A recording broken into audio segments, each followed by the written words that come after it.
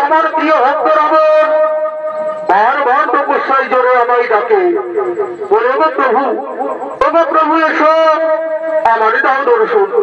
তাই বলছি পার্বতী, আমাকে এখন আমার পরম ভক্ত লঙ্কেশ্বর রাবণের কাছে যেতে হবে। তাই তাই পার্বতী, তুমি এই নন্দন কানন করো রক্ষণাবেক্ষণ। না না স্বামী না, এই যে একমাত্র আমার স্বাধীন নন্দন কানন আমরা কেমন করবো পর্যবেক্ষণ? তার কথাই তুমি আমাদের দুই প্রিয় ভক্ত নন্দভেন্দি রয়েছে, তাদেরকে করে স্মরণ, তাদের সহিত আমরা এই নন্দনকানন করবো পর্যবেক্ষণ কেমন? তাই তো করে মহাদেব তার দুই অনুচর, তাই দুই ভক্ত নন্দী ও ভিন্দিকে স্মরণ করছে।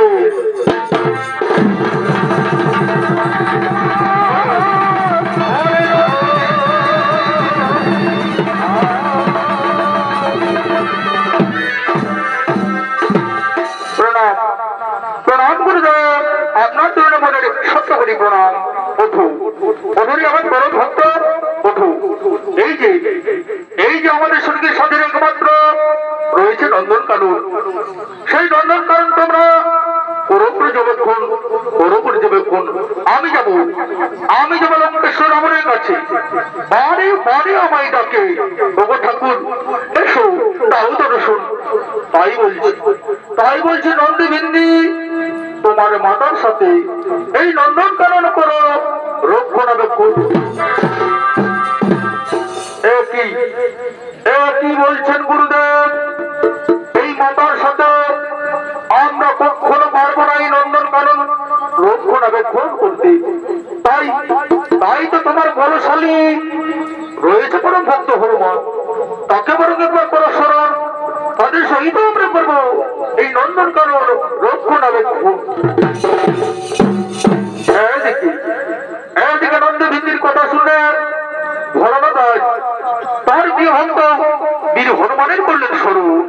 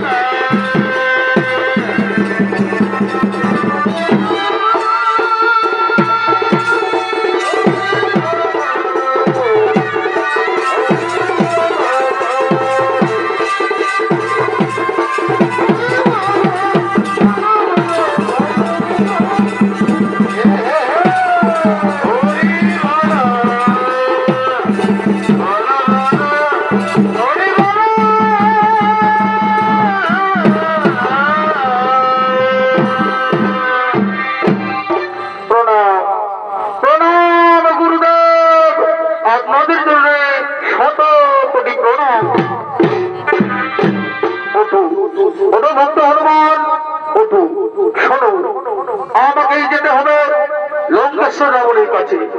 বারে বারে লঙ্কেশ্বর রাবণ আমায় ডাকে। তাই তাই বলে হনুমান তোমার মাতার সহিত আর নন্দী বিন্দির সহিত এই নন্দন কানন করো রক্ষণাবেক্ষণ। আমি যাই লঙ্কেশ্বর রাবণের দেশে আমার পরম ভক্তের ডাকে সাড়া দিয়ে। এদিকে এদিকে হনুমান বলছি, যান যান প্রভু যান, আপনি কোনো চিন্তা করবেন না। স্বয়ং যদি ব্রহ্মা বিষ্ণু বৈষ্ণব আছে ছাড়িব না তার। জীবন দিয়ে এই নন্দন কানন আমরা করিব ভাড়া।